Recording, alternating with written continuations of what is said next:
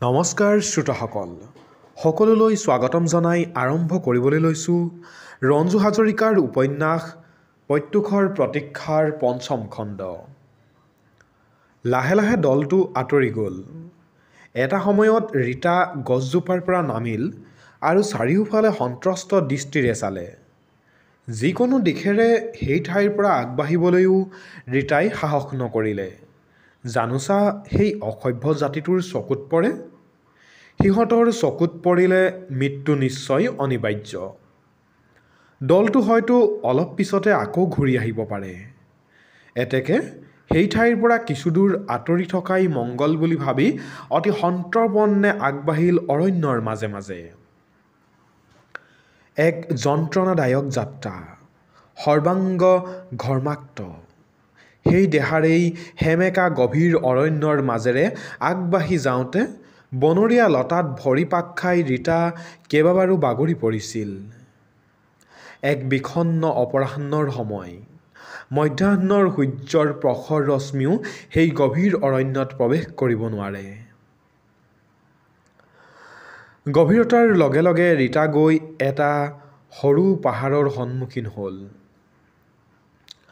পাহাৰৰ নামনিতে বৃহৎ বৃহৎ কেইটামান শিল।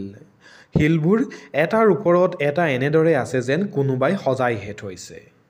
সেই শিলবোৰৰ মাজেৰেই বিপুল ৰোল তুলি নামনিলৈ বৈ আহিছে এটা সৰু নিজৰা।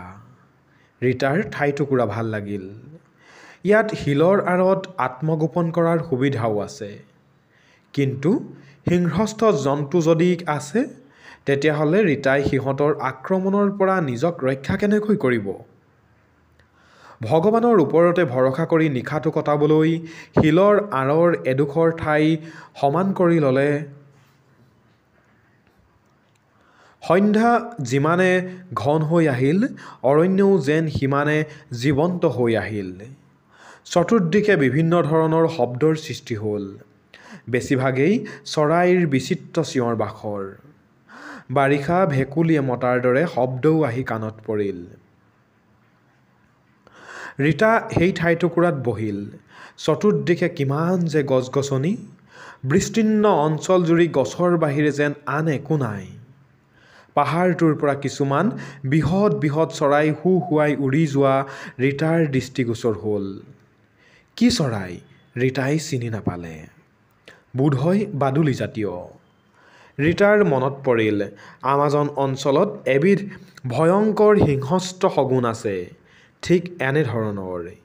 এই দ্বীপটো পৃথিৱীৰ কোন অংশত অৱস্থিত হ'ব পাৰে ৰীতাৰ পক্ষে তাৰ উমান পোৱা কঠিন। অৱশ্য এই ভূখণ্ড নিঃসন্দেহে এটা দ্বীপেই হ'ব লাগিব। দ্বীপ হ'লেও এই অৰণ্য আমাজন অঞ্চলৰ অৰণ্যৰ দৰেই সাদৃশ্য আছে। দুটা শিলৰ ফাঁকতে ৰীতাই দীঘল দি পৰি বিশ্ৰাম ল'লে। ওপৰত তৰা ভৰা বিশাল আকাশখন। সৃষ্টিৰ আদিম যুগৰ পৃথিৱী যেন এইখন। ডাইনোছৰ যুগৰ পৃথিৱী এয়া। লক্ষ কোটি বছৰৰ পূৰ্বৰ জনহীন পৃথিৱী। মানুহ সৃষ্টিৰ বহু যুগৰ আগৰ পৃথিৱী। এই পৃথিৱীত ৰীতাই যেন একমাত্ৰ মানুহ। কোনোবা এটা সময়ত ৰীতাৰ দুচকুলৈ নামি আহিল গভীৰ নিদ্ৰা। নিশা যিমানে গভীৰ হৈ আহিল দ্বীপটোত শীতৰ প্ৰকোপো বাঢ়ি আহিল। ৰীতাৰ গাতে লাগি থকা শিল দুটা বৰফ যেন চেঁচা হৈ পৰিল। আঁঠু দুটা কোচাই বুকুৰ ওচৰলৈ আনি এজনী সৰু ছোৱালীৰ দৰে কুচিমুচি হৈ ৰীতাই সেই শীতৰ পৰা ৰক্ষা পাবলৈ চেষ্টা কৰিলে। নিশাৰ শেষৰ ফালে শীতল বতাহৰ প্ৰকোপ বৃদ্ধি পোৱাত ৰীতা উঠি বহিবলৈ বাধ্য হ'ল।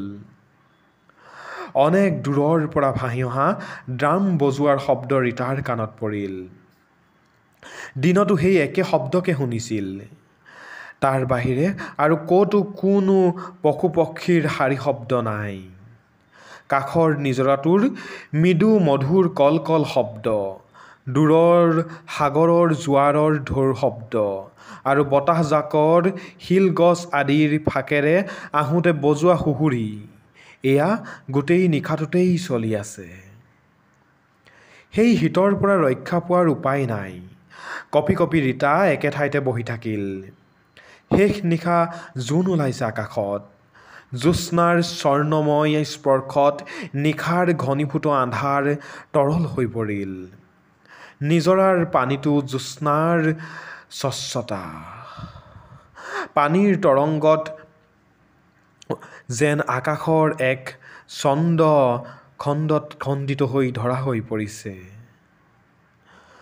গছবোৰৰ পাতত নিয়ৰ জমা হৈ টুপ টুপ টাপ টাপ কৰি বৰষুণৰ টোপালৰ দৰে নিয়ৰ কণাবোৰ তলৰ পাতত পৰিছে তলৰ পাতত পৰা আৰু তলত অৰণ্যই এতিয়াও সম্পূৰ্ণ সাৰ পোৱা নাই দুই এটা পতংগ আৰু অচিন পক্ষীৰ দুই এটা টিপ টিপ শব্দ আহি কাণত পৰিছে বহি বহিয়েই যে কিমান সময় পাৰ কৰিলে ৰীতাই তাৰ পিছত এটা সময়ত অৰণ্যই সাৰ পালে সূৰ্য পূব আকাশত উদয় হ'ল যদিও পাহাৰৰ আঁৰতে লুকাই ৰ'ল মাত্ৰ পূব আকাশৰ ৰক্তিম আভাখিনিহে চকুত পৰিল ধীৰে ধীৰে শিল দুটাৰ পৰা তললৈ নামি সাগৰৰ ফালে আগুৱাই গ'ল অভ্যস্ত উদাসীন ভংগী যেন বাধ্যত পৰিহে আগবাঢ়িছে সাগৰৰ পাৰত থিয় হৈ বিষণ্ণ মনেৰে ৰীতাই বহু দূৰলৈ চাই পঠিয়ালে ক'ৰবাত কাৰোবাৰ জাহাজকেইজান দেখা পাই যিমান দূৰলৈকে দৃষ্টি যায় সিমান দূৰলৈকে ক'তো একো নাই মাথোন পানী পানী আৰু পানী আৰু বৃহৎ বৃহৎ বিশাল ঢৌবোৰ আহি একোবাৰ ৰীতাৰ ভৰি দুখন তিয়াই থৈ যায়হি নিঃশব্দে কেইটোপালমান চকু গালৰ ওপৰেদি বাগৰি আহি সাগৰৰ পানীৰ লগত মিলি গ'ল চিঞৰি চিঞৰি কান্দিবলৈ মন গ'ল ৰীতাৰ সৰ্বশক্তি প্ৰয়োগ কৰি আইভানক চিঞৰি চিঞৰি মাতিবলৈ মন গ'ল কিন্তু ক'ত আইভান বুকুৰ ভিতৰত কিহবাই তোলপাৰ কৰি উঠিল ক'ত গ'ল ৰীতাৰ অন্তৰৰ ভিতৰৰ জীৱনৰ বিশাল তৰংগ উদ্ধাৰ অনুভৱ শক্তিৰ উৎসাহৰ আনন্দ উদ্দীপনাৰ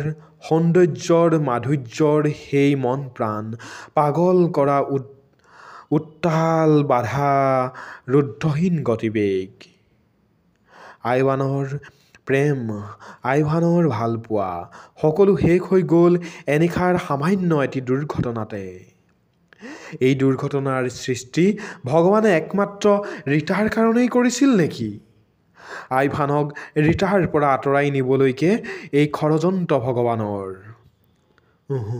হ'ব নোৱাৰে এই দ্বীপটোত ৰীতাই শেষ দিনলৈকে আইভানৰ বাবে অপেক্ষা কৰিব ৰীতাৰ দৃঢ় বিশ্বাস আইভান বাচি আছে আৰু ৰীতাক বিচাৰি এদিন এই দ্বীপত পদাৰ্পণ কৰিবই